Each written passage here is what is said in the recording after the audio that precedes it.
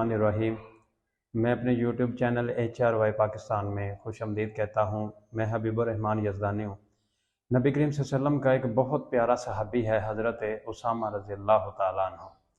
حضرت اسامہ ایک دن میرے مصطفیٰ کو آ کے بات بتاتے ہیں، کہتے ہیں یا رسول اللہ میرے ہاتھ میں تلوار تھی، تو میں کافر کو مارنے لگا، تو جیسے میں تلوار اس کو مارنے لگا تو اس نے کلمہ پڑھ لیا، میں نے اس کو قتل کر دیا۔ میں نے کہا کہ یہ تو تلوار کے ڈر سے کلمہ پڑھ رہا ہے۔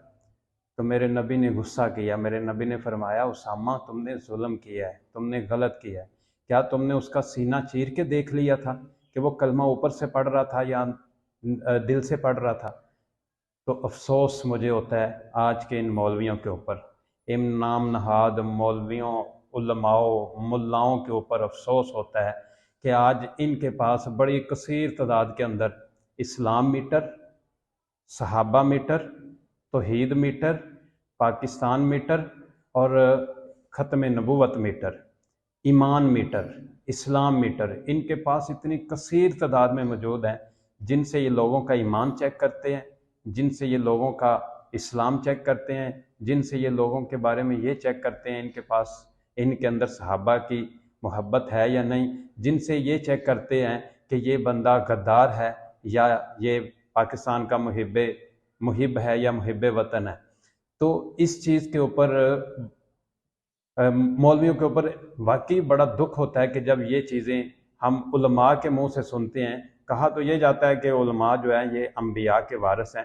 یہ کس چیز کے انبیاء کے وارث ہیں کہ یہ ان کا کام کیا ہے کہ پہلے انہی مسلمانوں کو کافر بنانا، پھر کافر بنا کے ان کو مارنا، ان کو قتل کرنا، پھر بدلے میں ان کو جن کو قتل کرو وہ تو جہنم میں، اور اس کے اوپر کفر کا فتویٰ لگا دو اور اس کو قتل کروا دو وہ جہنم میں، اور خود جناب یہ شہید بن کر، غازی بن کر، اور ان کو سب چیزوں سے نوازا جائے گا۔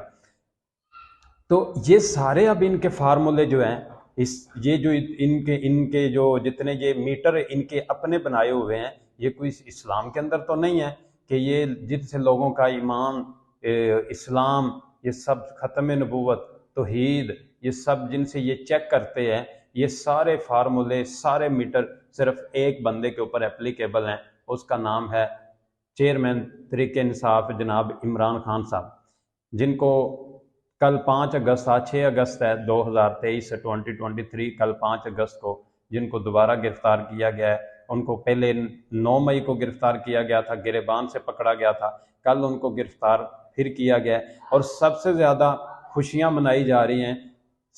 خوشیاں منانا تو بنتی تھی ان کے سیاسی حریفوں کی، لیکن ان سے زیادہ جنہوں نے گھنگرو توڑے ہیں ناچ ناچ کے خوشی سے، وہ جناب ہماری مذہبی جماعتیں، جن میں سے ایک جماعت کا تو آپ کو پتہ ہی ہے جناب تحریک لبیک پاکستان۔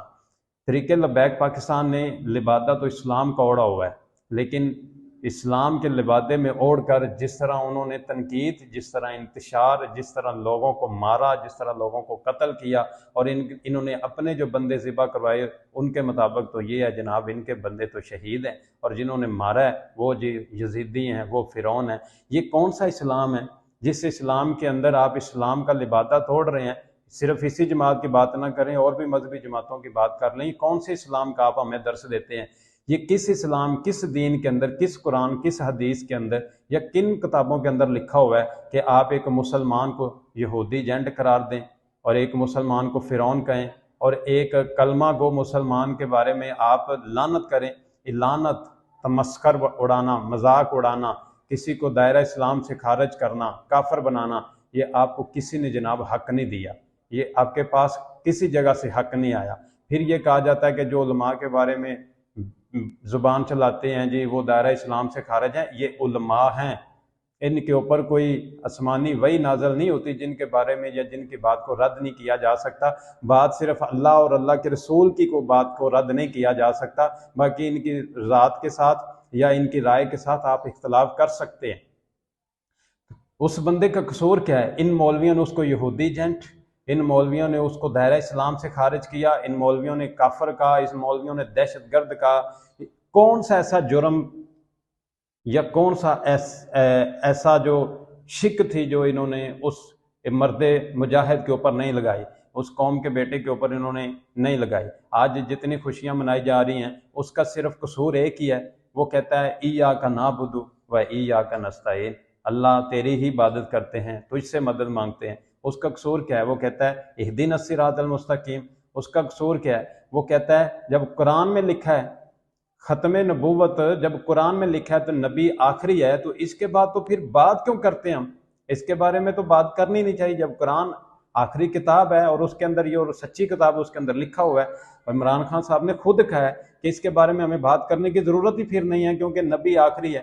اور اس بندے کا قصور کیا ہے؟ وہ کہتا ہے کہ ہمارے نبی ہمارے دلوں میں بستے ہیں اور دل کی درد بہت بری ہوتی ہے، ان کافروں کو نہیں پتا کہ ہم اپنے نبی سے کتنا پیار کرتے ہیں۔ اس بندے کا قصور یہی ہے نا، وہ کہتا ہے میں اپنی قوم کو کسی کے سامنے جھکنے نہیں دوں گا۔